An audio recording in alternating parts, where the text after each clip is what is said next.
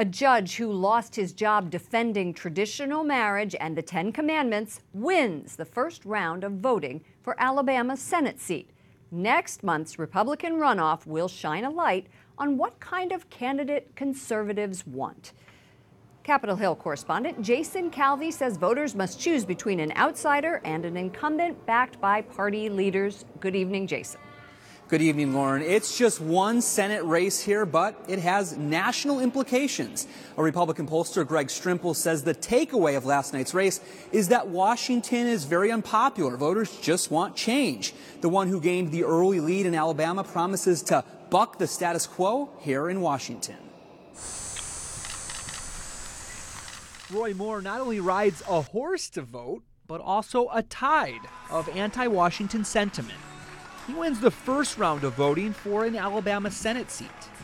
The attempt by the silk-stocking Washington elitists to control the vote of the people of Alabama has failed. Moore will face incumbent Senator Luther Strange in a September 26 runoff Republican primary. President Trump is taking some of the credit, tweeting, "Wow, Senator Luther Strange picked up a lot of additional support since my endorsement, now in September runoff, strong on wall and crime." In a state where President Trump remains deeply popular, the top candidates all tried to show they were closer to him. I think the president's role will be very important in my campaign because we've got and people in Alabama anyway have voted to support the president and his agenda. They want to see concrete conservative things done that affect their lives. Senator Strange is also getting millions of dollars in support from a group linked to Senate Majority Leader Mitch McConnell. When Barack Obama launched an assault on our religious freedoms, Big Luther Strange said no way. But this help could cost Strange support if Moore convinces voters the race is a referendum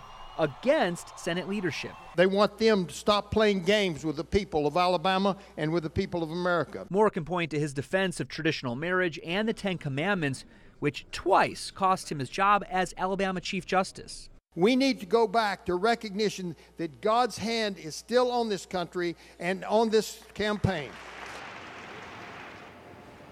Judge Moore still faces an uphill battle. He has a loyal following among evangelicals, but Republicans who voted for other candidates on the ballot yesterday may line up behind Senator Strange now that it's just a two-man race. Strange, like Moore, is promising to fight for traditional marriage, the unborn, and religious freedom.